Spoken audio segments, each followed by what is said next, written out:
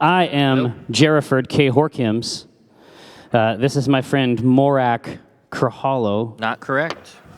And he will be entertaining you with his drawing stylings while I pepper him with inappropriate questions for your entertainment. Oh, okay, so this is very interesting. So Pork Fry he initiated an important ritual. Look at this. Right there. Oh, so Pork Fry, hold on. Pork Fry. Pork, can you explain to me how you managed to come down and then handwrite a question and put it in the envelope inside the box? I'm super good at that. Okay, that's a unique and potentially marketable skill. It's the opposite of stealing, basically. But you know, we've often had this request, and I see no reason, Pork Fry, not to honor it. Now, I'm going to need everyone to crack their knuckles. Not yet. I'm going to count to 3, and then 1, 2, 3, crack. Don't crack on 3. I'll be saying 3. No one will be able to hear it. So it goes 1, 2, 3, and then you do this awful thing. Okay, are we ready? All right. 1, 2, 3.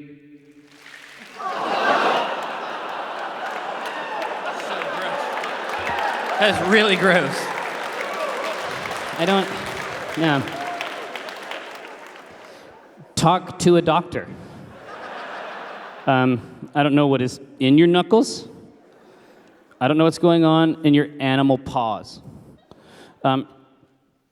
If you could be any animal throughout all of history, which would you be? This is from Shamogi in Osel, Pennsylvania. Are you Shamogi? Okay. I am from the law firm representing Shamogi in all dealings having to do with PACs. Exactly. Obviously, direct all questions to me. I'm his counsel. Any animal throughout all of history? I would be an anteater. I would be a termite queen.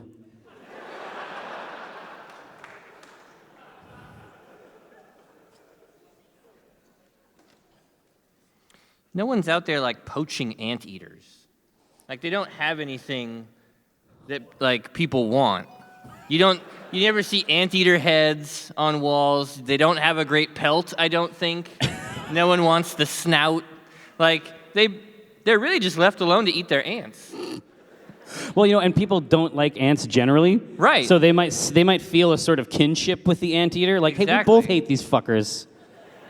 Eat millions of them. How? How can they... Hold on.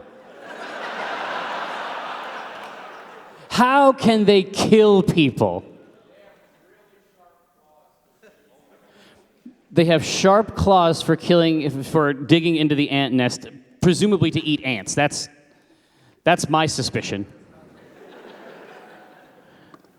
All right. I don't know. I feel like you'd kind of see that. I feel like you'd see that one coming. I feel like attack? Well, yeah, I feel like unless your torso and lower body are an anthill, which seems unlikely to me, I think you'll be able to get out of this one okay. Mike. Do you think Jerry will ever write a novel? The words, the anguilitos inside him. I don't know what that means, Christoph from Poland. I assume it's an insult of some kind, one of your Poland insults. Does anyone know what ungulitos means? Oh, no, it sounds like some bullshit nonsense I would make up. Here. No, I don't think you'll ever write a book. I think that the C-Team is your book. I think that Dungeons and Dragons is how you write. Do you mean that others are my canvas? No. No, I think that even if they weren't at the table, you would have the same story. You would be there by yourself. I think that's where you are best at telling your stories. It's nice that they come. I don't think it's necessary. Makes for a better show. I don't know. I think it'd be good to do one episode where they're not there. Just you. But I just do everything on my side of it. I mean, Yeah. I could try to do that for solid 2.5 hours. That'd be pretty funny. I would laugh at their jokes. Yeah. Mike, Jerry, that's us. You have been playing what is essentially the same D&D campaign for so long, it has spawned actual in-product canon and other related commercial endeavors. When will we see the Acquisitions Incorporated animated film where the players voice act their characters and there is some form of real-world meta arc or something like that? I would refer you to a list of classic D&D RPG-inspired movies that you may find some help building such a Mad Hat project. But we all have Google now, so meh. I am sure some people in the audience will yell out some names. This is a revenge-obsessed level 20 commoner trapped in a pyramid scheme by Omendron, writing from Sigil.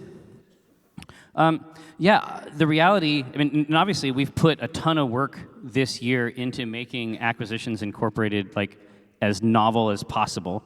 And some of it's weird. But you're not actually making a novel, though, which is interesting. Enjoy, right? So we're even, so my friend Eric Benson and I, via our Acquisitions Intoxicated property. Oh, thank you, drunkards. I appreciate it. So via that thing, we're taking the individual characters and then turning them into, different types of beer. It's novel. Like, I mean, basically, Acquisitions Incorporated is one of the coolest things that we do, and so I'm just trying to find new ways to do it. The C Team is another way, and then obviously 6:30 on this very stage tomorrow. If you can make it either live or on Twitch, we're gonna do some Tomb of Annihilation stuff with the main cast and Holly, Conrad, Strix. Super excited about that. It's gonna be sick. I mean, the adventure is gonna start with a literal dinosaur race. You really can't get much better than that. But in terms of animated stuff, that's been Ryan Hartman's fantasy from the get-go. He thinks that there is a real play to do something in that sort of Harmon Quest type space, and I think that he's probably right.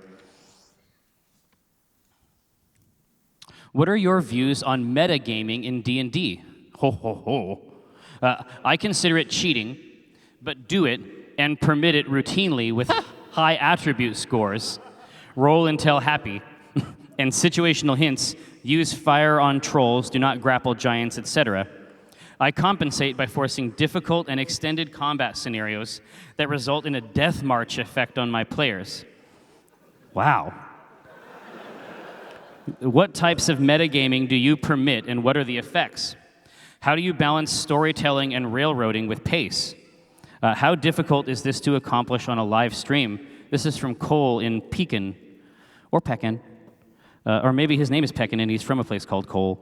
I think it's Cole from Pekin. Yeah, that's what I think too. So, yeah, this is a conversation that sometimes comes up in the YouTube comments about metagaming. And I think that, generally speaking, metagaming is just a type of gaming. It's just meta, right? So if you take it and then just completely remove it and say that if you act in any way that your character wouldn't recognize, I think that that's just very hard for some people. I think that it's unfair to deprive a person, a player, especially if they're new to the game, of all the regular skills and mental faculties that they have developed throughout their entire life. If obviously there's a difference to something like a Pat Rothfuss, where he just cheats. That's cheating. That's not metagaming. He has some photos of our Dungeon Master, or I don't know what he's got on Chris, but it's something. It's something, and it keeps paying fucking dividends.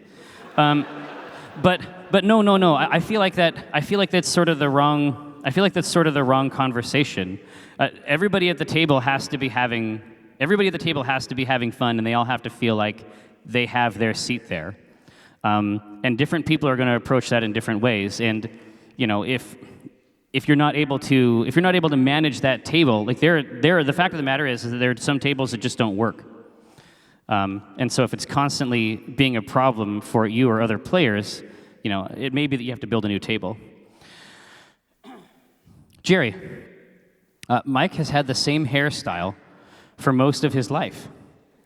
Do you think he takes his hair for granted?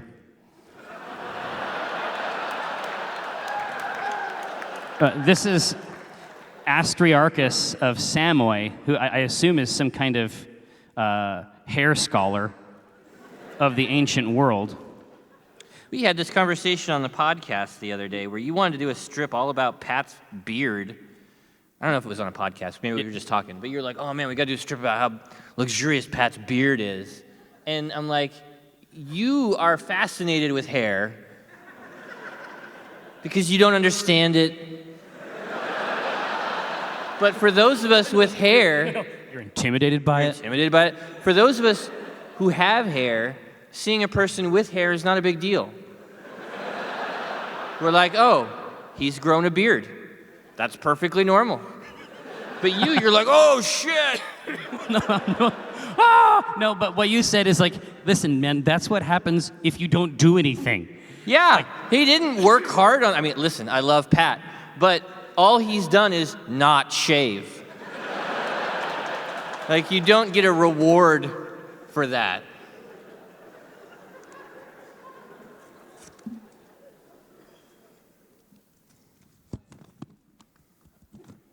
This one's fucked up. Oh, shit. What are you doing? No, I got it now. Mom, You're like a raccoon. No. Well, no, so... Did you put a question in here for my mom, Pork Fry? Okay. How are people putting... This is supposed to be kept secret and safe. Yeah. So, Jerry, what is your favorite song that I used to sing to you? Mom.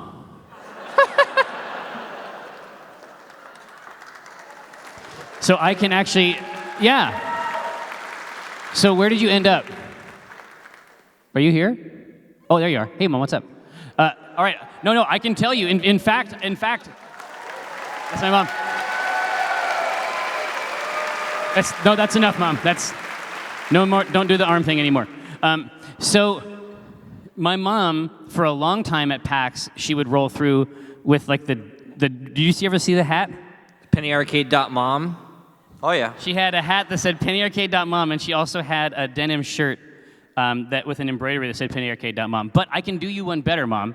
I can actually sing you the song that you used to sing me when I was a kid. So, my mom used to write songs all the time when I was a kid from Scripture. So, when I say that this is an oldie but a goodie, I mean it's like from the Bible. So it's like super old. All right, are you ready, Mom? In righteousness I am established, I am far from oppression, and I do not fear, and from terror, for it cannot come near me.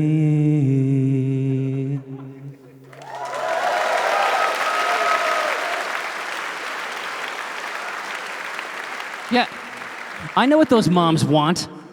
I could not understand a single word you said. Is that song about God? It's about getting protection from the Lord. Aren't you? I thought he was like your God. What? Isn't that your Lord? Like, no, that is not my Lord. I think it's your Lord. I have a very personal relationship with God. That involves you not going to church It and reading the involves me Bible? not really believing in religion or God that much. All right. Hey, y'all. On the last episode of The C Team, a wonderful D&D stream, which you can find at, I swear to God I don't write these, twitch.tv/hyperrpg, Jerry asked what the pinnacle of achievement would be for each character on the team. I'm curious what Omen and Jim's ultimate achievements would be, and what plans, if any, they have to achieve them. Thanks so much. So it's actually an interesting question because the C team, like what the C team is undertaking, like the entire C team campaign for the first season, is literally Omen's. It was set in place by Omen. The entire purpose of it is to accomplish his ultimate goal. Yeah. Right? But I can't say what it is because then it will ruin my show. But that is it. Like something I've thought about for the better part of a decade, and then with Amy and Ryan and Cathris, who he's actually Cathris to me now, and Kate. Now we have an opportunity to sort of figure that stuff out. But what would Jim's ultimate achievement be? I suspect that there is one. I think that Jim's ultimate achievement would be something like how Siegfried and Royd have like a permanent show in Vegas? Yeah. Or had before he got eaten. I think that Jim would have like a permanent show in Sigil, right? Where he's always got a show. You can come and see him. There's a casino probably. Oh, okay. And so, so would he have like assistants and like? Would it be like big magic? Yeah, it's like Celine Dion, right? It's the same show every night. He comes out, he does it for 2 hours, and that's it. He's done.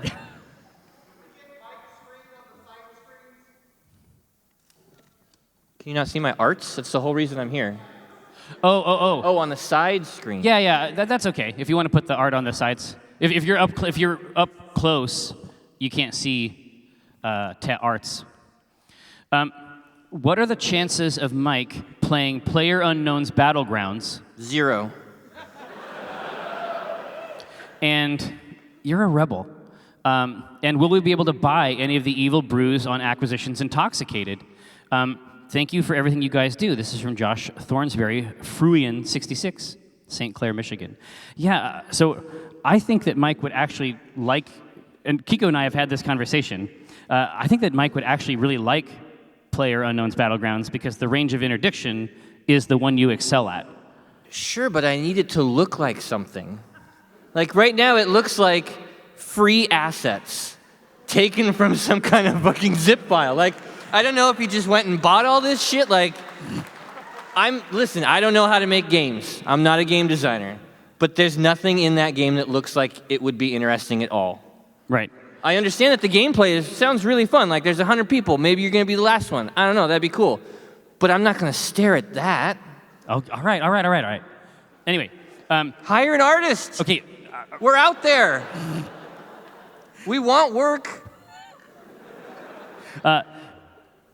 Any of the evil brews on Acquisitions Intoxicated. So I'm trying to figure out, different states have different laws about whether or not I can send you beer. They're specifically related to me, and it's complicating my life. But what we're trying to figure out with Josh... You can't just mail beer to people, huh? It depends on the state. Yeah. I know. Tyranny. Yeah. So... Thanks, Obama. Yeah, right? And so the way that it works is that we will be bottling them. We plan to have some available at the Child's Play dinner. We'll do a special, collector's set for those. You can condition. But we're trying to figure out exactly how that would work. I know that Dave would love to make labels a lot. Is that true? And so that's something that I have to consider as well. Hey, if you are reading this on September 3rd... So we're not. No. It's my birthday. You fucked up. Just throw that in the garbage. Yeah, exactly. Done. You're garbage, Arthur. Fuck off. No, he's not really garbage. Ah! Oh! Happy shit. birthday! Arthur, you're not... Wow. Arthur, on behalf of Penny Arcade, I want to apologize for some of the things that were said by one of my employees. And I think if we're being completely honest, there was some aggression coming both ways. You know what I mean? Like, you were scowling down there a little bit, like, nobody visibly. looks great in this scenario. Nobody is coming off exactly. scot-free. So I think that we can meet each other halfway and say that you are not awful. You are probably not garbage. 100%. You're an alloy of good and bad qualities. I'll just read the rest of your question. Is that good? Okay. God, I really fucked that up bad. I wanted to thank you for teaching me that surreptitious is what you put on pancakes. I told that to my girlfriend, and she fell madly in love with me. Is that you? Is that true? Okay. Aw. Even after all he's done. Even after his history of aggression. She's here with me right now on my proto birthday. Are there any other great alternative uses for words that you would like to share with the class? You know, that's actually Mike's specialty. Huh? Well, no, like, if I say a word that is a good and proper, true, perfect word for the occasion, you will often shame me for it. Oh, yeah. I like to pervert the things that you say and make jokes out of them. That's right. Let's see. Make you seem like less of a person. Yeah. I do it to hurt you. Yeah, I know. Let's see. Well, here. So, but your brain does it automatically. Well, now it won't. If you say a word, I'm just going to sit here and be like, oh. All right, I'll sneak up on you with a word later. Okay. Geocaching. That's where you use your phone to find coordinates. Oh, There's like God a treasure damn you. there. You animal. This is a red envelope, and so you need to understand that this is very serious.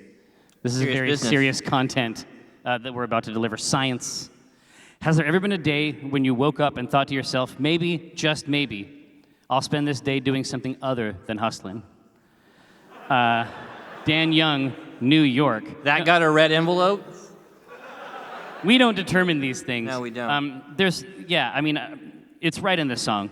It's not occasional hustling. It isn't Rick Ross, hustle bi-weekly. Do you think that Rick Ross has any idea that we come out on stage to his song for the last decade? I think he knows that we're coming for him, and we're building a brand. Yeah. We're gonna take this shit global. Do you think he would want to come to PAX? And just do the intro, that would be $100,000. That's true. $100,000. No, you remember there was a year that we tried to get Weird Al. We did. He's expensive. Oh yeah, see, that's how we felt too. Yeah. That's how we felt too. But That don't cost $100. yeah. I guess he doesn't read the comic. No. Hey, will we perhaps see a C-Team Gymterlude that takes place in the Ironwood?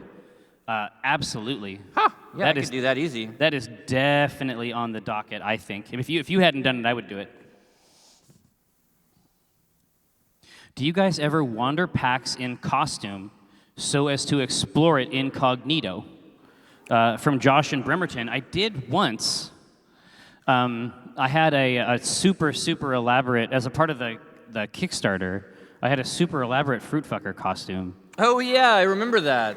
Yeah, You really enjoyed it, too, didn't you? it was awesome. Just to be anonymous? No, but it was so funny because it's like part of the thing was I had to wear it on stage for the Q&A. Yeah. But then, that was back when we had the microphones, and a lot of times people will come up and leverage those microphones to unburden themselves of substantial emotional trauma, or request hugs. Try to imagine what that hug looks like. You know what I mean? That's an assault. You don't want that. And then also, when I have when I'm trying to tell somebody something, it's like, hey, it really helped me when I know that you talked about depression a lot, and for me, that allowed me. I mean, I sought help. I'm on medication now, and I've really taken control of my life. And I'm in a fruit fucker costume, and I'm like, thanks, man. That's why we do what we do. And it's like, I don't know. We had a fantasy where we also wanted an orange costume, and we wanted the person in the fruit fucker costume to just chase the orange all through the show. Right. But there is a funny thing. So Cliffy B I was going to say of this fame, but it's like just fame, just like famous Cliffy B. He actually took the fruit fucker costume, and then he did a few tours of the show floor as well. He did. Because that's not possible for him otherwise, right? He'd just be ground up. Yeah, honestly, it's pretty rare really anymore that if I'm out on the expo floor looking at games, that people come up and stop me. Oh, that happens to me all the time. Oh, really? Yeah. Interesting. Are you wearing your, like, fuck off shirt? No? Yeah. Yeah, well, it also could be that people know that I don't want to be approached and that I'm not friendly. Well, it's just like yeah, I mean, that could be it, too. Yeah. It could be just out of respect or fear. I was watching, Noah was with me trading pins this morning, and every person that came up, he's just talking to strangers like, I don't know where he gets it from. No. It's just like, it's like genes are real, but then there's also magic. Yeah. Is there a goal or a point on the horizon you are striving for Penny Arcade? Is there something that, I appreciate you putting the dash in there, Scott. That's on Dash Arcade? That's on brand. Is there something that once accomplished will make you feel comfortable that you've done all you set out to do? No. Like I say, this is from Scott and Kennewick. Like, no. Do you find that question confusing? I do. I don't know. I mean, Penny Arcade is really just What I'm doing whatever now. I'm doing, right? Like, It's what I'm doing today. yeah. Well, I want to make a board game about the Ironwood. All right, I'll do that. I want to run a Dungeons and Dragons game with my friends on Twitch. All right, I'll do that. Like, I'm not going to get tired of doing whatever I want. I think that's going to be difficult.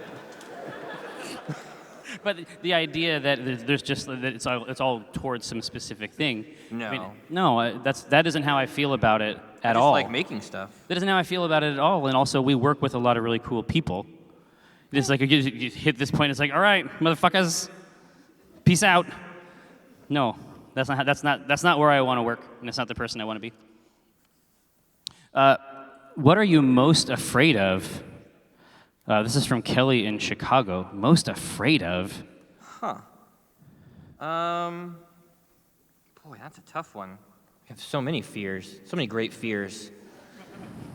I don't like big crowds. I'm a little agitated about being on stage. Really hate being on camera. Cameras. No, but I mean, it really is to some degree true. Like, we are two introverts who somehow managed to make a living and a career out of being extroverts. Yeah. Well, it's the conversation I had with Amy. Amy the Falcon? No. Hennig. Oh. Last year. And it's just sort of like, maybe it's a situation where it's like, if you want to be president, no one should let you. Yes. If you actually actively want to do that, like, there's probably something fucked up with you. Yeah. And so it's like, maybe the only people you should let be famous are people who aren't really interested in it at all. People who won't try to weaponize it, There's probably some truth to that. right? It makes me uncomfortable when people say they want to be on Twitch. I don't understand it. Like, that seems so scary to me. Oh, yeah, I know. Being live in front of people and, like, you could say something dumb or you could, shit yourself. Like, I don't know. That's really scary. Yeah, but there's love there, too. Yeah. Right? Okay. No, I like it. I mean, I like the Twitch service is just one thing. What I actually like doing is talking to people. That community is Yeah, great. that's what I like. You know, it was cool. I like having a clubhouse. Kara was very much against streaming and got her to stream a couple Fridays ago. And after I got home, she was like, I can't believe how nice that community is. Oh, they're the Those best. people are so cool. They are the best. It has been curated to a T. It really has. I mean, you hear so much about, how toxic those communities can be, and especially on Twitch, those chat Well, exactly, yeah. environments. Yeah. It's every now and then, like somebody will come in mean, and it's like, oh, we must have been on the front page or something. Yeah. Like, it's like, if it's a jerk, they're not from our channel. And they don't last long. No, they are launched into space. What am I the thing I'm most, like, for real, actually, the thing I'm most afraid of is Alzheimer's. Did you almost forget what it was? No. No, it literally, It literally seems- scares me to death. I'm just saying, it seems like it took you a couple seconds to remember. No. It's not a joke, Michael. Everything is a joke, Jerry. And that's how we're different. If you were thrust back in time, knowing, was this yours, Josh, from Bremerton? Knowing what you know now, would you still start PAX with all the time and effort it takes in your life? Wow. Yeah, and if you appeared in 1985, would you try to start it then at the beginning of the 8-bit era? Nah, the things that help catalyze a PAX really are the internet. Multiplayer gaming, like being able to show up at a physical location and meet people that you are legitimately good friends with, but have never met in person. Right. I think that's a part of what makes PAX special. Well, yeah, and it's like the way that whenever somebody wants me to explain it, like the way I always explain it is that PAX is a convention, right? Yeah. And some of these conventions are 2 people. Some of these conventions are tens of thousands of people, right? But they're all sort of happening in the same place. It's not really a conventional convention either. I actually do love you.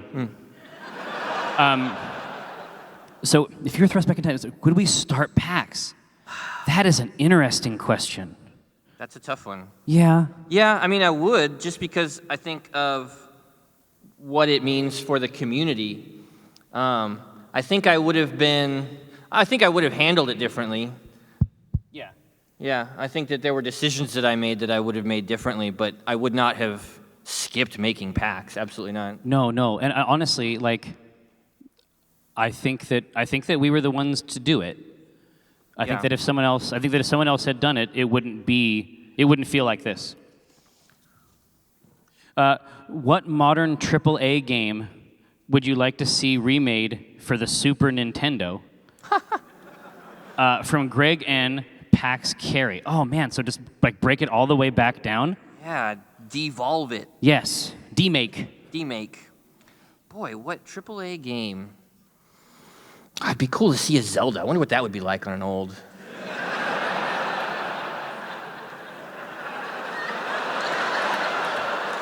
That was okay. You're on a roll, man. I can't stop, won't stop. You're dropping the hits. You're like a shark. Can't stop swimming.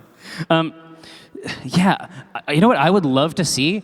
I would love to see Team Fortress 2. I mean, think about it, because they wouldn't be able to do any of it. Well, they would have it to would be- rethink. You know what it would be like? It would be top down. It would be top down, isometric. It would be like XCOM, Yes. right? That would- sounds hot as hell. Yeah. A++ would play. World of Warcraft would be fun too. Like top down, but they'd have to somehow get the multiplayer in there, obviously. Yeah. What was that thing you could hook up to your Genesis? And X-Band? X-Band, yes. The Genesis channel. Yeah, that was a little bit ahead of the fucking game. Little bit. But yeah, Sega was they stayed ahead of the game. Like it's like there's a modem in the Dreamcast, and you're playing like think about how far ago that shit Fantasy was. Star Online. Fantasy Star Online is what I'm talking about. I still listen to that music. That Dreamcast. You heard? So, I love PA the series. Will it ever return? This is from Mike in Rochester, New York. So, really? All right. I'm on Twitch every day, right? Like, you can go. All right. So technically speaking, What would you be looking for out of the Penny Arcade series? Because you are on Twitch. yeah. Is it the comic writing? Shenanigans? Shenanigans, yeah. Yeah. Here, no, hold on. Do we want shenanigans or do we want hijinks? Both. Yeah, right. Porque no los dos. Exactly right. Tomfoolery. All right, I'm considering it. You got the thesaurus up on your phone. I appreciate that. So technically speaking, even Strip Search was PA the series. That was just the season that came out then, right? That was just the next season of the show we did. And we're always trying to get another round of Strip Search going. Like, that's always top of mind. Yeah. We think about what Strip Search would look like now, and I think we actually understand. I think that we've done the thinking required to make that work. But there's a lot of different shows and a lot of different formats that I want to mess around with, and I've had a lot of fun working with Josh Price, just trying to right, yeah. He runs the Twitch stuff like a pro. I love putting together new shows with him. Let's see. I crave an expansion of the Nightlight series. When do you think you will be able to pursue it? This is from Uncle Ruku, also from the channel in Phoenix, Arizona. So, we'd have those conversations all the time. I would say that right now, I think it's safe to say that we have some friends in Hollywood, and we have talked to them a lot about Nightlight and Ironwood. Yes. Yeah. That's fair. Those are the two big projects that we've sort of got working their way through that gullet now. Yeah. It's like you need a guide. Yeah. Basically, to manage this blasted wasteland. Nightlight is one of my favorite pieces that we've done, though. So even if it doesn't end up as a movie or something like that, I would love to do more comics. Yeah, I mean, that would be a good... I think that there's a really cool Nightlight board game, too, honestly. Yeah? Yeah. Hey, when will the AC Inc. supplement be something I can throw money at and receive deets on documency levels in exchange? Do you need funding? Because I would back that so fast, one or both parties would suffer from whiplash. For that matter, when can I give you my earnings as barter for your mad, rad rhythms and rhymes? I know there was a poetry book, still coming, and I heard tell at some point of an album. Believe me when I write this, constant Twitch interaction is not enough. The masses crave more works. That is, thank you very much. That's really nice of you to say. So right now, Chris and I have this discussion a lot. I think I know who would do the beats and stuff like that. Like all these things are at like 50%. And then our plan is to get very, very serious about an Acquisitions Incorporated official like book lozenge that talks about how to found campaign setting. Basically enunciated as a campaign setting with a campaign inside of it to sort of help you use all the materials we've provided early on. But no, I mean these are. I would say that the book is one of the big projects that we think about, but that's going to be next year. As far as the album and the books, I mean, hopefully we'll be able to put the poetry book together here sooner than later, and 'cause it's all written, and then you have a bunch of great art for it.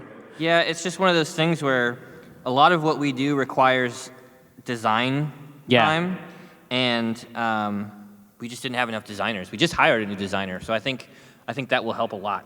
Yeah. But I feel exactly the same way. Like I want to make all this stuff too. Getting back into music is a big deal to me. We are bad.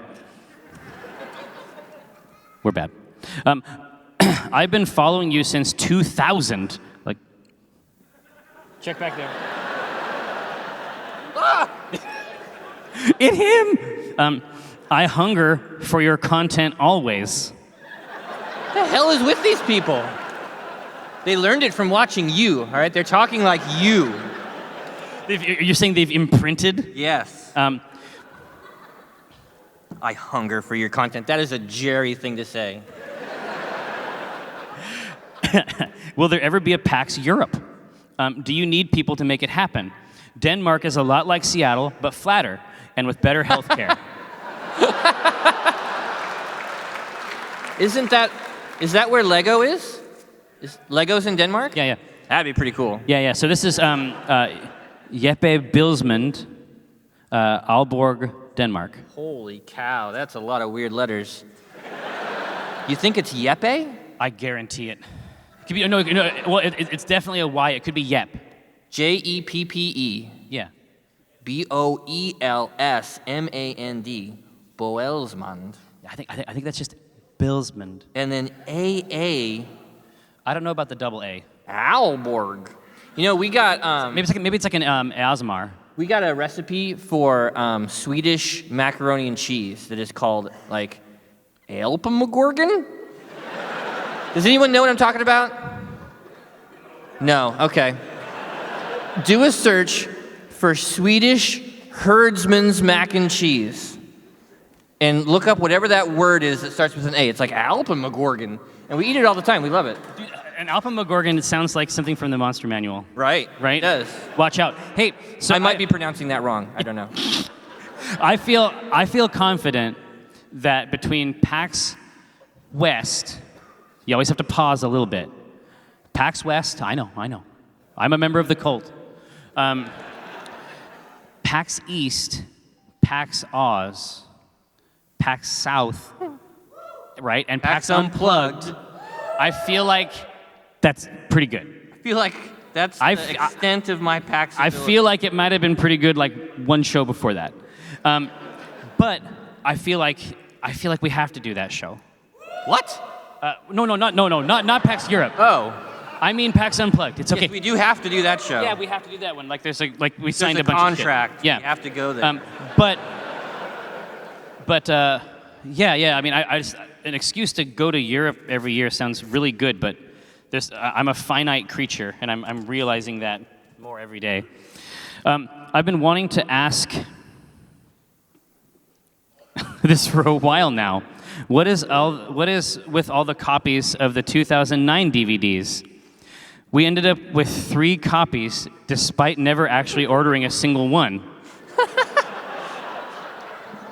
I will say that for a while, there was a thought that people wanted DVDs, and they don't. No one wants a DVD. No one does. And so we had piles and piles of They them. don't even put DVDs on the shit. Where would I put a DVD? No. And so, yeah, if there was ever an opportunity where we're like, hey, let's give some free stuff out, let's make it the fucking DVDs, because nobody's buying them. Yeah, you're not 100% wrong. This is from Desiree in Sumner, Washington, which is where I am from also. That's true. Small world. Mike and Jerry, what are you both reading right now? What is a book that you've read recently and loved that you're fairly sure the other would hate? Oh, that's interesting. Yeah. I don't think you would like these Star Wars books, the Battlefront books Really? I'm reading. Battlefront, like they're tied into the game. into the game? Yeah, I like them. I really like Star Wars. I don't think That's like a double tie-in. I know. But they're cool. They're cool. Right now I'm reading the first Battlefront book. I just read Battlefront 2, Inferno Squadron. That was a great book. And now I'm reading the first one, which is okay. Yeah. But I've been reading a ton of stuff. I just put a big post up on the site Oh, on vacation. yeah, All That's- Systems Red is a must.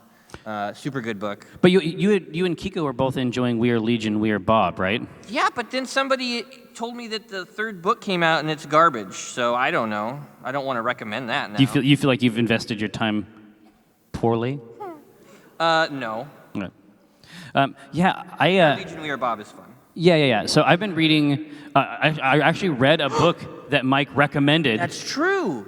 After 20 years of friendship, you are reading a book that I recommended to you. Yeah. It's called Awake in the Nightlands, and it is just absolutely terrifying.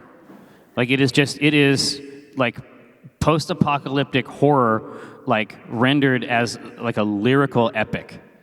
There is a lot to like there. I think that you would not like Shadow and Claw. I think that you would not like Gene Wolfe in general. No. You had me read those. What did you think? Isn't that like the guy who's like the Yerrig? No. That's a different series that you also hated. Oh. They weren't dragons, though, right? They were... No, they were Dragarans. Dragarans, right. Yeah. What's the Shadow and Claw one? Because that sounds really familiar. That's Gene Wolfe, Shadow of the Torturer, Claw, the Conciliator. Right? It's the best. Guess I don't know it. Maybe I'm wrong. I should put it in front of you. I recently read through The Tomb of Horrors in Tales from the Yawning Portal and was confused in the same way as after reading Harry Potter and the Half-Blood Prince. Why do evil liches provide any form of access, however circuitous or harrowing, to their phylacteries? How is this such a blind spot for Acererak and Voldemort? At what point does an immortal extraplanar entity with access to adamantium infused with anti-magic run aground on suspension of disbelief? How do you balance concession to storytelling mechanics while maintaining an aspect of realism that allows players to interact with elements in meaningful ways? See, I don't care about any of that shit. I read that, somebody was tweeting at me because I was like, hey, I'm going to watch Alien Covenant, on the plane. And they're like, oh man, that whole movie could have been resolved if they had just worn helmets. It's like, well, yeah, but then you wouldn't have had a movie. Like, I don't know what you want. If you did everything right, then nothing would happen. Like, if they got the weird distress call and they're like, hey, there's something weird on this planet, and the captain was like, no, that's too dangerous, we're gonna keep going. Movie over, run the credits. The alien has to fucking get you somehow.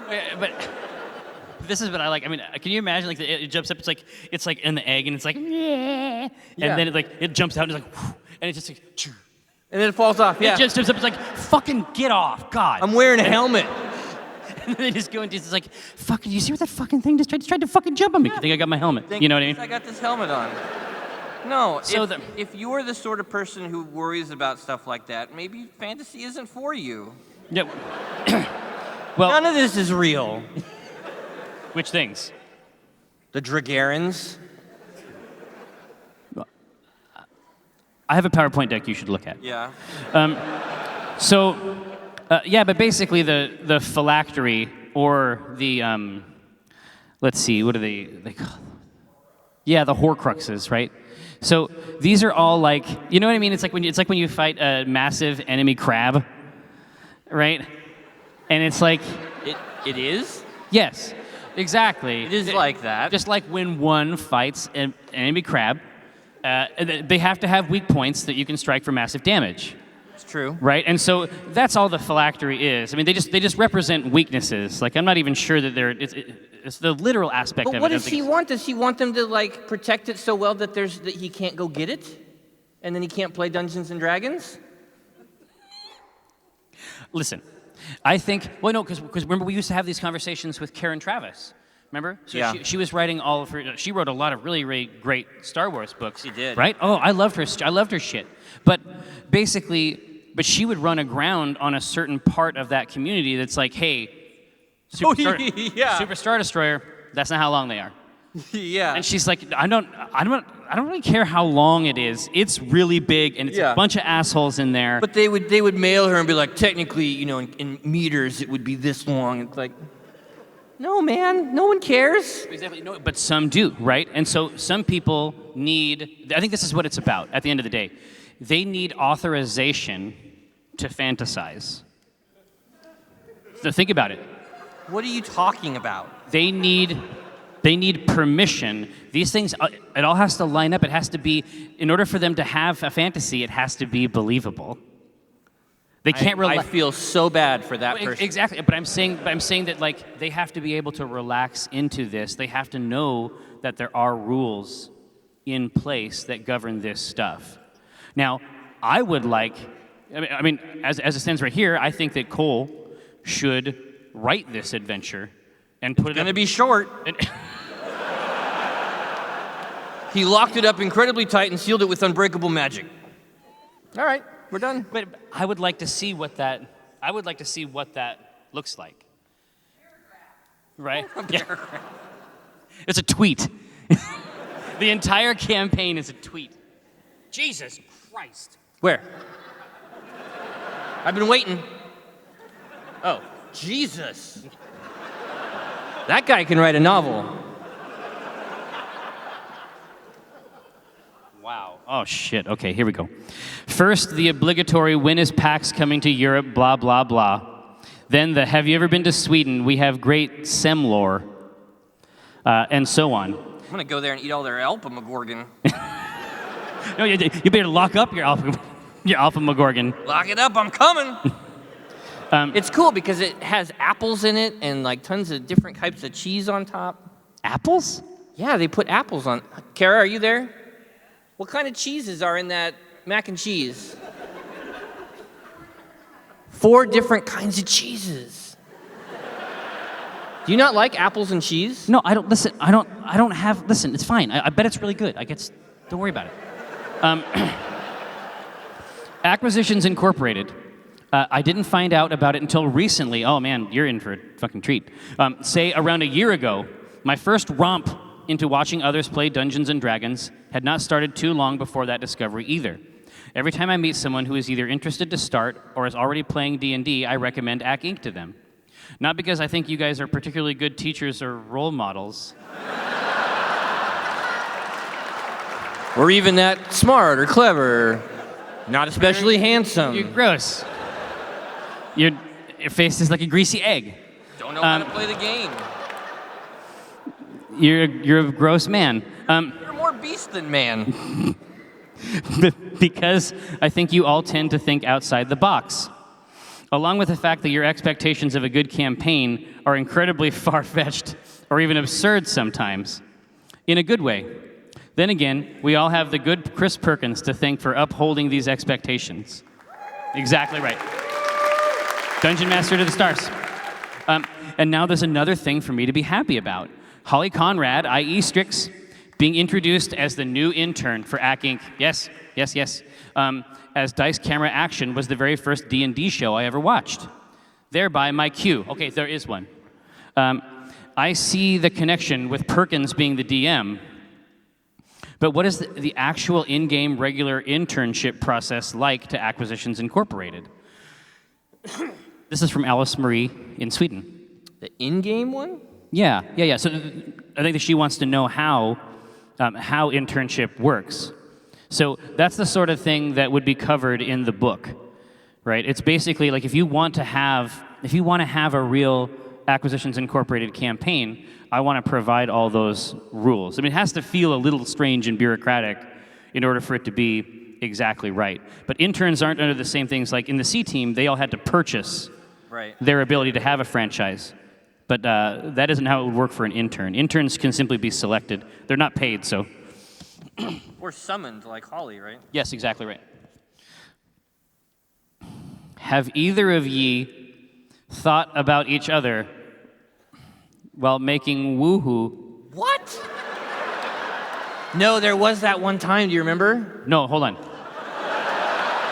While making woohoo with your wives. So not wives. This is from Brian in Ireland. Wives. So is this, I don't remember this. Remember when we lived together? Yeah. You were out playing Tribes? And I was in my room. Yeah. Busy. Yeah. And you came and told me I had to come out and see that game. Yeah. And I put a blanket on and came out.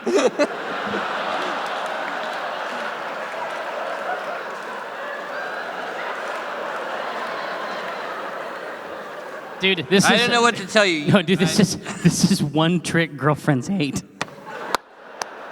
One weird trick. Oh my God. We're not good people. Well, just like Alice said. Yeah. Not good people, not role models. No. Face like a greasy egg. Oh, man. I apologize, Kara. He's a rude person. So what happened when you went back in? Not a lot.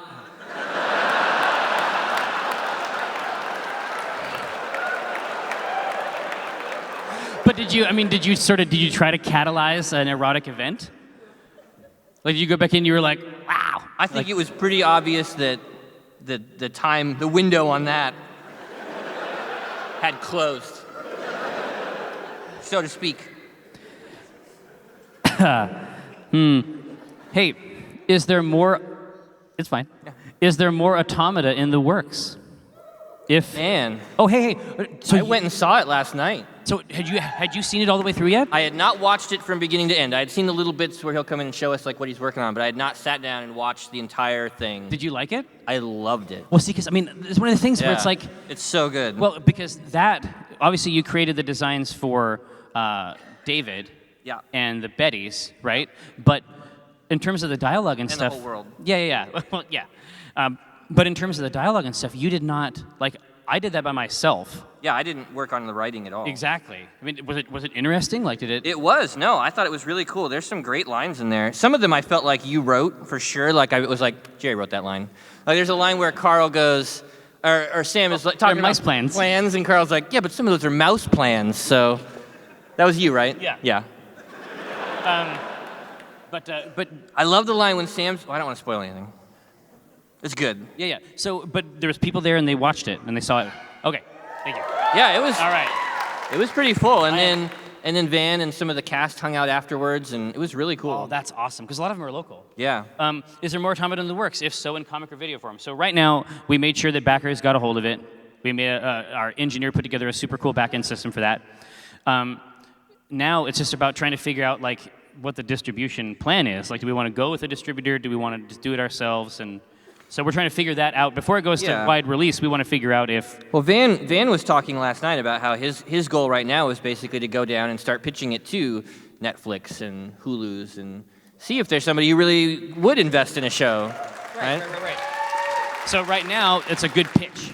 Yeah, if you want to help Van with that, I know that this is what he would say. Go to the Automata Series Facebook page and do whatever. It's a like, I guess. I don't know. I don't Facebook. We want you to desecrate that like button. Yeah. We have occasionally heard both of you mention an animated version of Penny Arcade, usually in the context of whether or not a joke works in a given strip, but not much past that. Can you tell us a little more about what might have been? Are your goateed doppelgangers in an alternate dimension ruining their decision to make it, and ruining it hard? Or have they supplanted Walt Disney as the kings of cartooning? This is from Josh in Baltimore. We had done some work. I remember that there was this idea, because Penny Arcade does not exist anywhere. Like, they don't live in a house. Like, it's just whatever we want it to be. But for the purposes of a show, we felt like we needed to make it, I don't know, make sense. Well, we had to solidify it, Yeah, right? and so I remember Gabe worked at a place called, what was it, Pirate Bay Electronics or something like that. Yeah. It was like an electronic superstore. But We did themed. a bunch of work, No, we did a ton of work. I mean, basically, because when we were putting those animation things together, those plans. Yeah. I mean, it wasn't full time. You know, No. we weren't doing Penny Arcade full time, and so the characters had the jobs that we had. Circuit City. Well, Circuit City, right? I mean, functionally speaking, Circuit City. Because what we were talking about at that time was we were actually very briefly considering another comic. Retails. Yeah. Which, and then eventually those concepts, because we wanted to make sure that Penny Arcade stayed about the games, and that went great. We have occasionally, okay, that's exactly right, we got it, good. There's definitely times where we write jokes and then go, oh, that's too long. That's for the animated series. Well, yeah, for the animated series, but it doesn't mean any. There's no animated series. We just say if there ever was. Yeah, exactly. Joke would be for it. Yeah, certain types of content, certain types of stories work in specific mediums. Omen, how is it that you failed to inform your mother that her elder daughter didn't die in the Wandering Crypt and was the CEO of a competitor to AI? Jim, how do you keep your doves smelling so fresh? This is from the Arch, West Michigan, home of beer. How do you maintain dove freshness? So they're magical doves. So they're not real. They aren't real birds? They're not crapping in there. Like, they don't exist until I bring them into existence. So to speak. So to speak. No, Omen has absolutely informed his mother. His mother does not believe him. I think his doves are water soluble. I think that they're beautiful, but if it rains, they just turn to mush. It's like suds. Yeah, and they kind of scream as they melt. And no, they scream and they scream and hiss. Yeah. No, they boil. They put. Sorry. Welcome to the writing process. Save that for tomorrow. Yeah. A while ago on the podcast, you talked about how it's hard to be creative on demand, and that really resonated with me. I write for a living, and some days I wake up and feel like there are no good ideas left in my head. Do you ever have days like that? When you think, well, been a good run, time to pack it in and retire to a mansion on a remote island and take up a life of fighting crime? Tai and Grobman will rise. What do you do on those days to convince yourself to keep creating? This is from Asphodelic in Fredericktown, Ohio. So I will tell you, if you have ever heard the Downloadable Content podcast, there's a couple phrases. It's like, well, it's like... It's been a good run. It's been a good run. So if one of us says it's been a good run, there is a part of us that is actually saying that for real. Yeah. It's not like 100% a joke. Okay? I mean, there are days where we sit down to write a strip, and it's like, I can't think of anything funny right now. I think it helps that there's two of us. You know, I think about like somebody like Asphodelic here, who is probably writing by themselves. Yeah. I think if you wake up in the morning and you sit there alone and type and nothing's happening, yeah, that's tough. That's brutal. It must be, but I feel like if one of us comes in and doesn't have it, you know, hopefully the other person can have a joke, right? I think there's a redundancy there. Yeah. It's a good system. Jesus Christ. All right. My question is about extroversion, introversion. I myself am an introvert, and I thought it was just a personal characteristic until my mother brought up that none of the children in her elementary school know how to socialize with each other. She theorizes that because of the widespread availability of cell phones, iPads, and other handheld computing technology, children today are growing up without engaging in direct, unimpeded conversation, and thus are not learning critical social skills, resulting in a generation of awkward people. Dun, dun, dun. I myself can understand how a handheld device can act as a buffer. If you look at a cell phone, say, you don't have to constantly look to others to validate what you're saying in a conversation. You can always seem disinterested and avoid social opprobrium anytime you want. Given that both of you have children who have grown up in this brave new world of handheld computing, what do you think? Are kids today using iPads, cell phones, etc. as a buffer to direct social engagement? Do they know how to talk in person as opposed to over text? Do you think today's generation will all be introverts? No. Because I think that I think that introversion and extroversion have a lot more to do with some really core, like, fundamental things about your brain. Brain chemistry. Yeah. Yeah, I mean, like I was talking about Noah. I mean, he is raised in a family, really, of people who don't like to go outside that much and don't like to talk to people.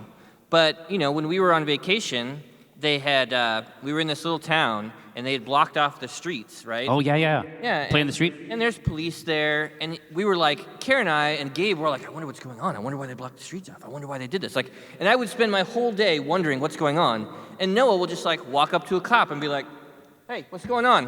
Why did you guys block the street off? What's this about? Like, he doesn't care. Like, it's in you. It is, like, I can see that it is nothing to do with me. Like, there is brain chemistry at work there that makes him like other people. And I don't understand it. Right. Well, you know, the truth of the matter, right, is that, you know, when it comes to these individual personality differences, like, people have always. So, if Brenna, are you here, Brenna? Hi, Tinder. So, if Brenna is reading, she can't hear me, like, at all. At all. She is reading a book, and I'll say, hey, Brenna. Hey, Tinder. What's going on, Tinder? And then I'll just start saying random things to see if any of it comes through. A lot of times I'll talk about frogs or snakes, right? Because I think that if I heard even in the corner of my mind that there was a snake, I would respond very quickly. Not so, though, for her. No, I suspect. Yeah, I mean, I can see the cave painting, right? And it's like, oh, grog chip stone today. Grog no look at deer. You know what I mean? What? Well, no, I'm just saying, like. No, I lost you. I think that people have been. I think that this dark apocalyptic vision of a lost generation of kids. I think that every generation of kids is lost. Oh yeah, they were lost to comic books, or they were lost to rock and roll music. They were lost to punk. They were lost to hip hop. That's the thing. Like, I realize now. I remember growing up and thinking, oh, you know, my parents don't really understand the things that I like, but it's going to be really cool when I'm a parent because I'll like the stuff that my kids like. But I don't. I think it's stupid.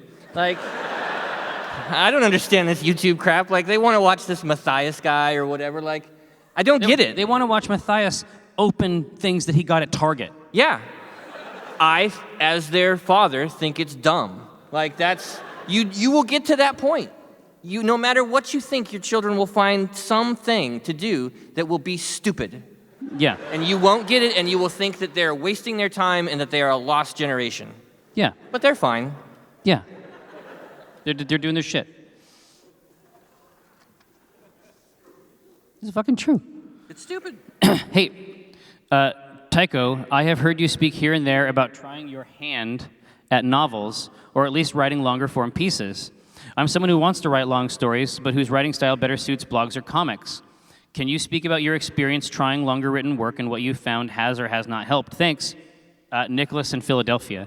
So yeah, right now I'm mostly obsessed with the C team, and the way that I write that in a collaborative way is, right now, that's what I'm obsessed with from a creative perspective.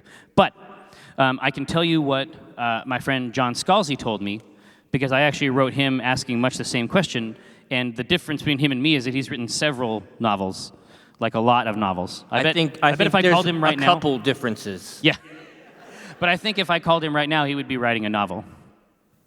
So he says that I was like, man, I can't do all this. I can't write this much. And he's like, look at your fucking website. You write all the time. You write every other day. You put up like 500 to 800 words. Like, you have written a lot, but you haven't sequenced it, and it isn't in that specific, realm of content. So the tip he gave me was that you write short to write long. So you are writing, and the output is there. It really is just about trying to get a framework to put each of the pieces in, and then you can just sort of slot them together.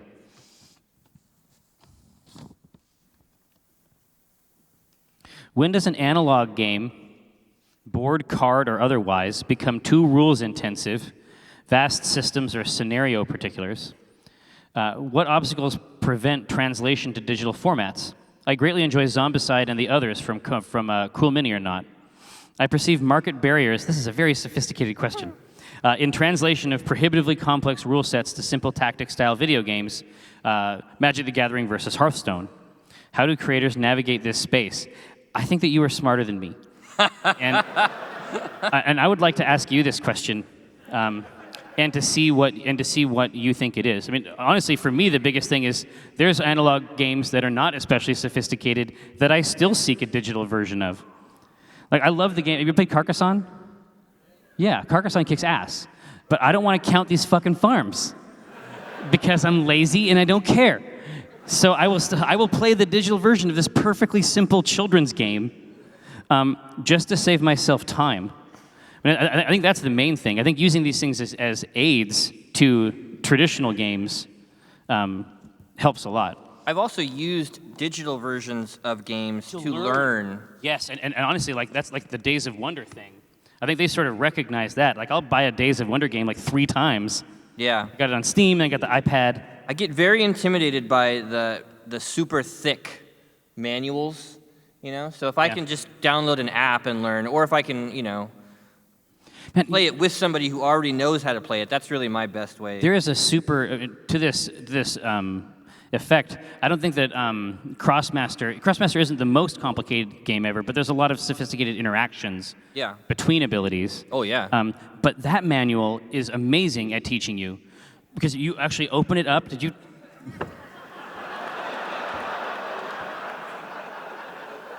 I swear to God, I have Photoshop.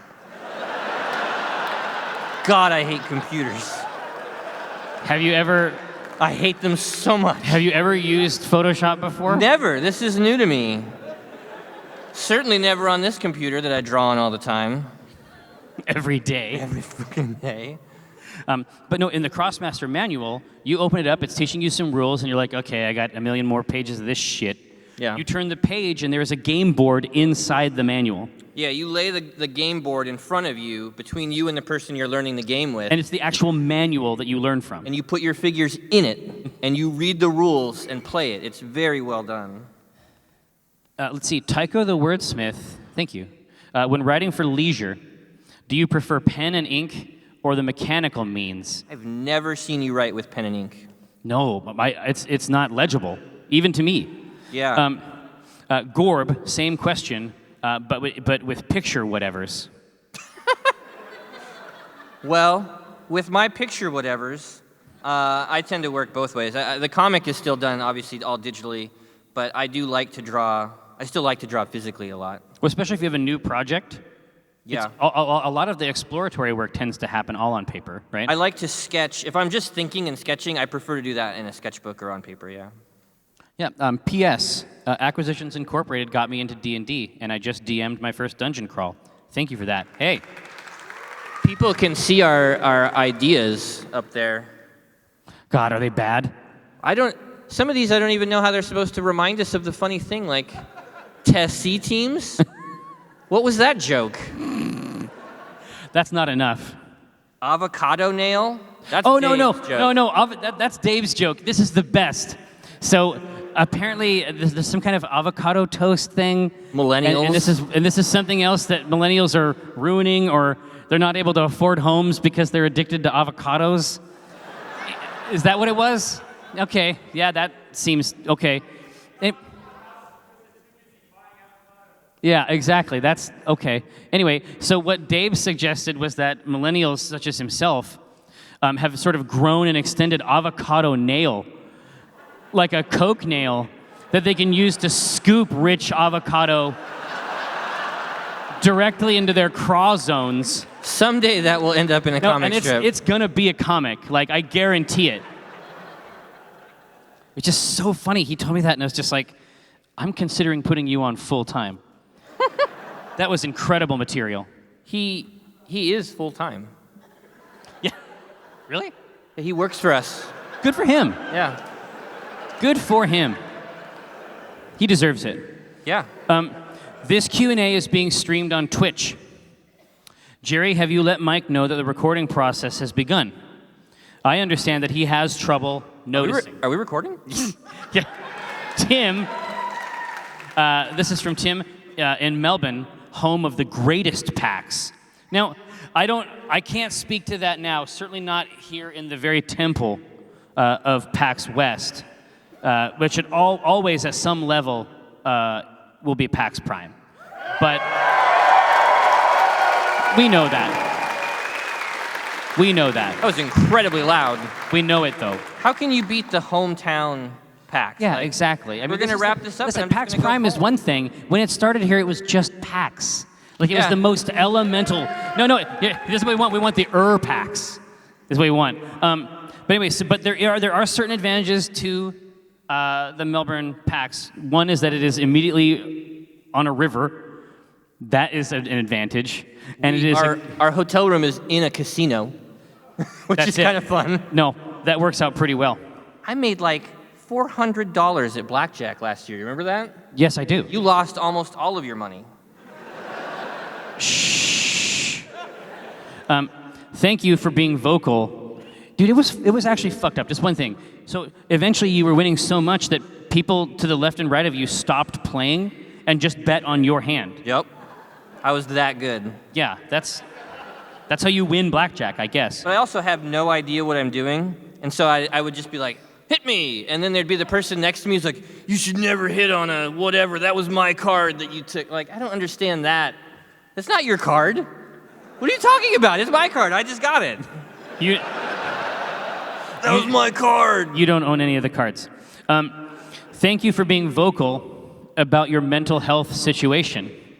I have a very similar thing going on to what Geroid Hulkongs described as questioning the universe and my place in it at least once an hour. What would you say to someone who is on the fence about taking medication or is opposed to taking it when it very well might help but is concerned with side effects? This is from Amanthus Gargurial in Oregon, which may or may not be a real person, but I want to recognize it anyway. What would you say to someone who's on the fence about taking medication? I would say... Get off the fence. Yeah, I would say the fence is not helping you. You know what I mean? Well, it's like if you had a broken leg and like, should I get a cast? I don't know. I'm on the fence. And it's like, exactly, it might be itchy. Yeah. You know? Get the cast. Yeah, it Heal might- your broken bones. Yeah, exactly. It might itch a little bit inside there in a place you can't scratch. Yeah, it's tough because this was the thing I was going through when I was thinking about the medication. For me, it was especially hard because one of my fears was medicine, was drugs, and so I didn't want to take one. It's kind of a double whammy. Yeah, but we don't have any frame of reference other than our own. I don't know what other people are thinking. I just assume that everyone feels this way all the time, right? Right. And so you cannot imagine the other. You can't picture that other state until you start taking the medicine. Right. And the weirder part of that is that at first it's typically not even you that recognizes it. No. It's going to be somebody who loves you. They're going to And- be like, and wow, It's going to be somebody who loves you and realizes that you are not in hell. you seem really chill today. Right? Yeah. I would suggest that, you can always stop taking it. Yeah. You can always stop taking it. And I don't know. The side effects I think are minimal compared to what it fixes in your brain chemistry, to being happy.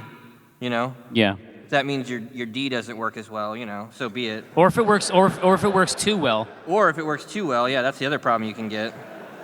Yeah, it can't. It's going to be one or the other. It's like, okay, what's going to happen to my dick? And it's like, well, it's going to be rad, or it's going to be sort of like not having a dick. Yeah. You know what I mean? Okay. To be clear, we are not doctors.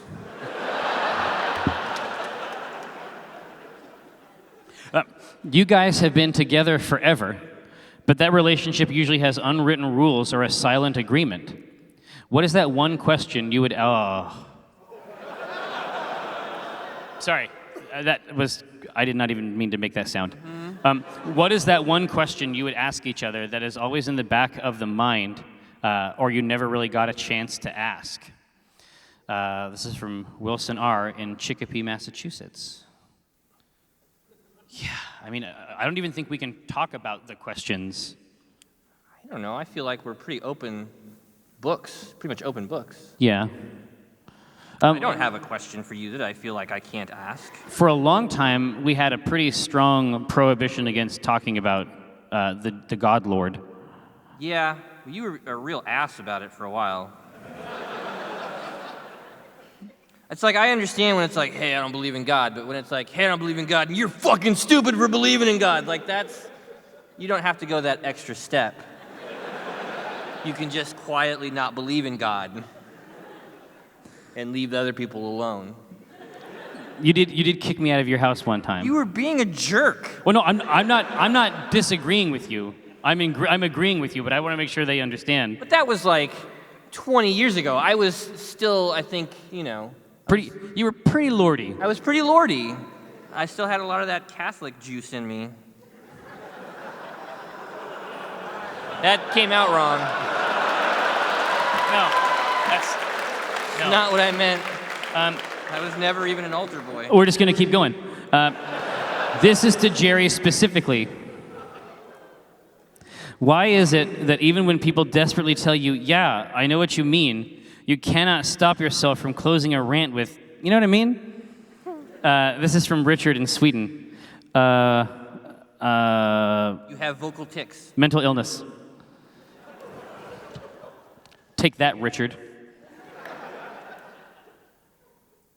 I listened to your podcasts, and while there was a lot of political and international unrest, why is it that for you personally, 2016 was the worst year of your lives? Yeah, there's a lot going on there. See. Boy, where do you start? My dog died. That sucked. My cat died. I had a hernia, had to get an emergency operation. That sucked. Our company was thrown into turmoil. Right. And I had to learn a lot Yeah. very quickly and in an incomplete way. Yeah. It was just rough. Obviously the political scene sucked. That didn't help. I remember our dog was dying and watching the election thinking, oh, great. Just fucking awesome. What a year. Just heap it up. It's a Yeah. shit buffet.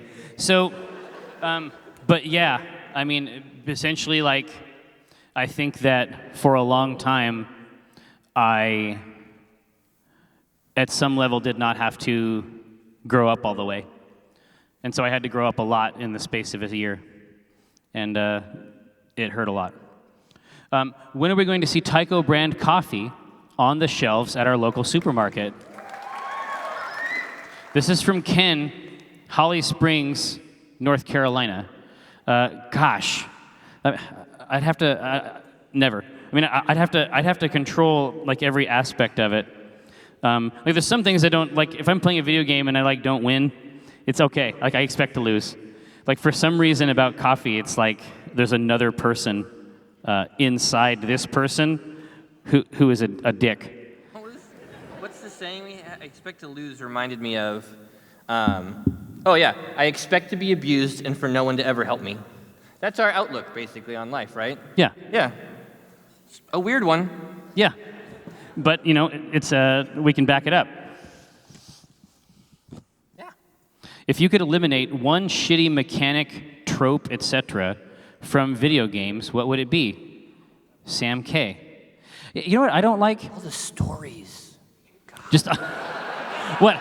All the narrative richness? Would you call narratives a trope? No. You know what I don't like? It's like I understand why they do it. I know it because it's like to be more exciting. But like if Nathan Drake is like climbing on something and then like some of it kind of goes or like falls off for a little bit, it's like, yeah, okay. I don't mind that one. It's like It's a little exciting. You're like, oh, is it gonna fall? no. You're not like, oh, No. The chunk falls down. It's like, oh no, I'm not stable. Like I think if they added some dialogue for the chunks, it'd be better. It's like, oh shit, man, this place is total mess. You should write for video games, man. I can do the barks. Oh shit, this place is a total mess. There's a lot of rust affecting the superstructure. I can hear Nathan Fillion Yeah. saying that line. Get Nolan North in there. Yeah. Oh, Tenos. All right. What is the hardest part about talking on a panel? What is that gut feeling you always get when you get on stage? This is from Jamie in Fort Worth, Texas. I call it terror. Yeah, it's just like the regular old fear. It's like you think you would think that it would go away. That has not been my experience. I don't know where No. you're at on this continuum here. No, I sweat and jump up and down. Before the curtain opens, I'm sweating and jumping up and down. I'm so nervous and terrified. My palms are like legitimately dripping. Yeah, Jerry back there, this is what Jerry does for the 2 minutes before the curtain opens.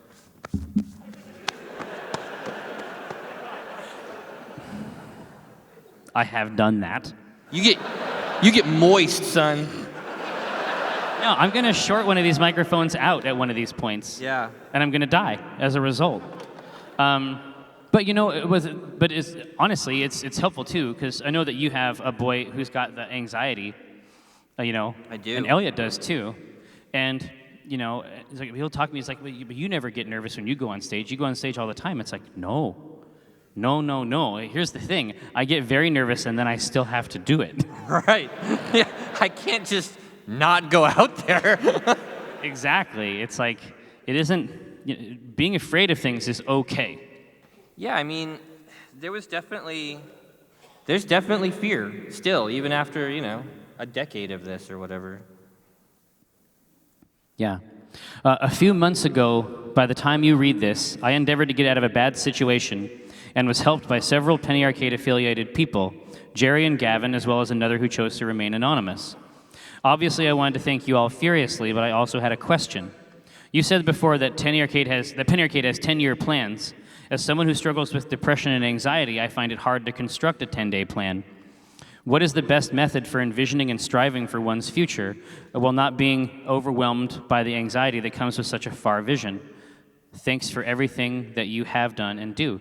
This is from Nora, the girl who makes them hug at South. Now in Oregon, and indeed now in Seattle. Welcome north. So you can use these plans. It's very, very easy to get trapped in that cycle, like the spiral, like a thought spiral, right? Just it goes this one way. Yeah.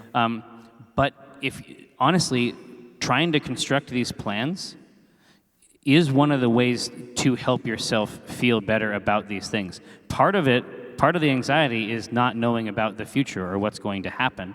And you can use plans like that to sort of project yourself in the future and try to accomplish those goals. But it also really helps, at least for me, it really helps to be... Drunk as shit. Yeah.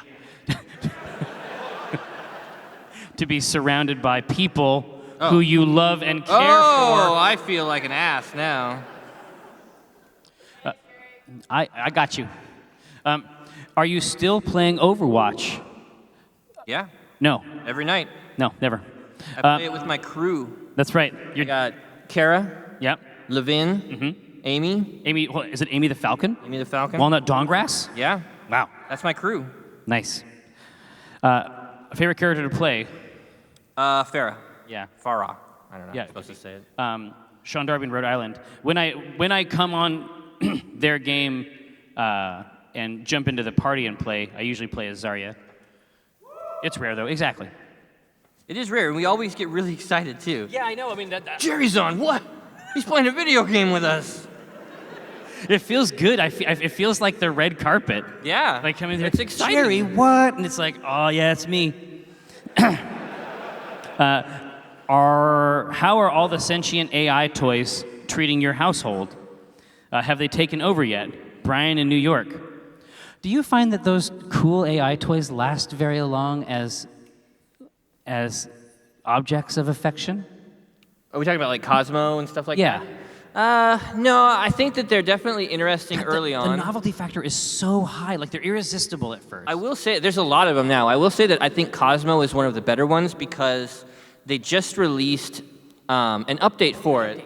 Yeah, so there's actually like a really cool visual coding system now that kids can do to program their little robot to do all kinds of stuff. Like they have access now to the camera and the movement and everything that this thing can do. And I think that helps if you can actually get in there and play with it, because that's what kids want to do. If it extends it past... Yeah. Yeah. They don't really like toys. No. Something happened. Something happened. Yeah, It's not sufficient. An action figure by itself is not enough. No. Hey, is it all done? All done. Why don't you blow it up? Like with a bomb? What are you talking about? No. Just like put it on the screen so they can read it. Nope. I screwed it up. Do you know about computers? Nope. There you go.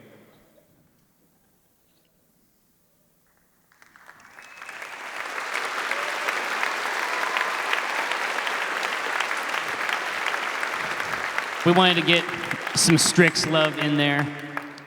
Jim not liking Strix was really fun. And it was really cool that Holly played along with it so well. Oh yeah, she's a fucking professional. She's a beast at the table, in a nice way. Yeah. Not like an evil beast. A lot of girls don't like being called beast. In answering previous questions about the next season of Strip Search, you often talked about different ways you could do the show. One of the ways you mentioned was how you could focus primarily on the gladiatorial aspect of the show, the elimination episodes, presumably for budget-sensitive reasons. That's definitely one thought, yeah. But I believe what made Strip Search such a success was not the 1v1 elimination rounds themselves.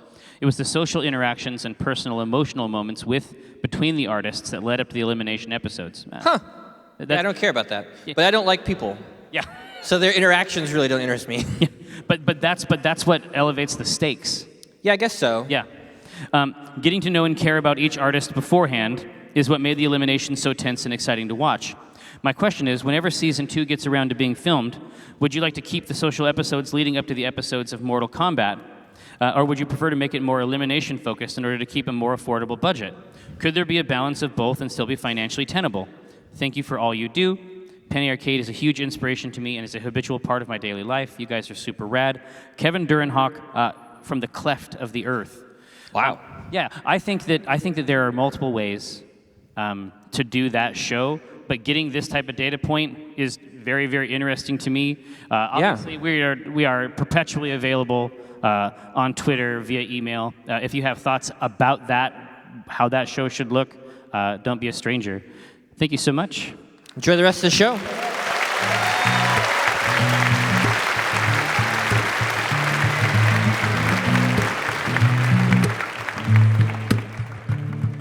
when I cast the pot, it's like I cast the rod, keeping it hard like a motherfucker gas robot. I'm reeling cod, today's fresh catch. I mean a podcast, something about nets. Yes, it gets better when it's winter. I'm fettered by my fish gear, catch and release, get in that crease when my fish near. Talk about a plant best laid off that stray, and yes, I crave that tuna with his peck fin splayed. But while I'm glistening from the whole sea, you better listen into TLC. I got that wild caught salmon. It's tender and it's moist. Downloadable content, a podcast of choice.